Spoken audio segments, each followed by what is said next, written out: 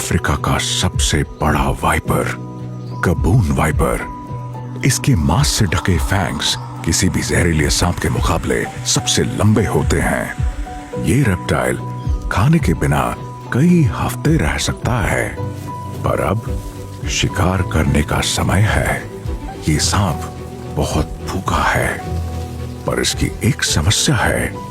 ये बड़ा और सुस्त है और बहुत ही खुली जगह पर है। इसके शिकार रोडेंट्स, बर्ड्स और दूसरे छोटे जीव तेज नजर वाले और फुर्तीले होते हैं। और जैसे ये काफी नहीं हो, ये एक पैसिव एम्बुश हंटर है। मतलब ये सिर्फ तब हमला करता है जब शिकार इसके बहुत करीब आता है। पर इसके पास एक ट्रम्प कार्ड है। इस विशाल वाइपर ने एक ऐसा शानदार कैमोफ्लेज विकसित किया है जो शिकार के नजरिए के हिसाब से बदलता है। ऊपर से इसका सिर एक गिरे हुए पत्ते जैसा लगता है, जबकि इस सांप की ज्योमेट्रिकली पैटर्न बॉडी जंगल की जमीन के साथ बहुत ही खास तरीके से ब्लेंड हो जाती है। कमाल ये है कि इसकी ब्लैक टीयर शेप मार्किंग्स लगभग सारी रोशनी को अब्सॉर्ब कर लेती है। इसका वेलवेटी ब्लैक सरफेस टेक्सचर गहराई का भ्रम पैदा करता है, जैसे कि पत्तों के बीच में होल्स हों। सांपों की दुनिया में ऐसा और कुछ नहीं है।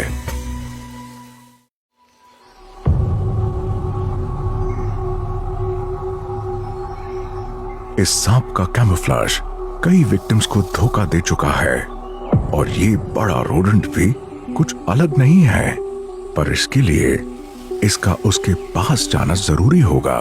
ये गबून अब कैसे भी अपनी भूख मिटाना चाहता है, पर अपनी पैसिव हंटिंग अप्रोच की वजह से ये 60 सेंटीमीटर जोन के बाहर हमला नहीं करता है। इसके शानदार कैमोफ्लेज ने रोडेंट को धोखा दे दिया है, पर ये रैट थोड़ा ज्यादा दूर है, इस बात से अनजान कि ये मौत के कितने करीब है।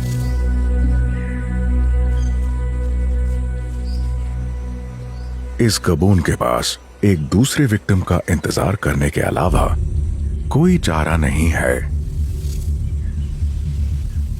आज इस जंगल में शिकार कम भी हैं और दूर भी।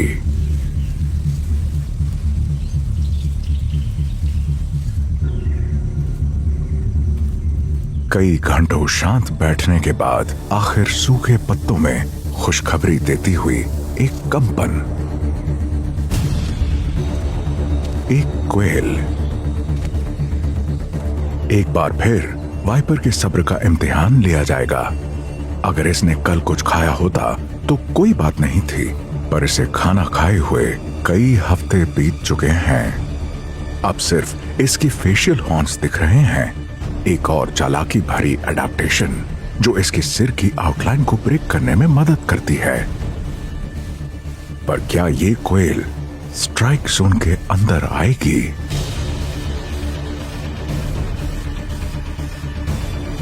आज सुबह ही एक बार नाकाम हो चुका ये सांप चाहता है कि ये कोयल वो जानलेवा कदम उठाए, बस कुछ सेंटीमीटर और।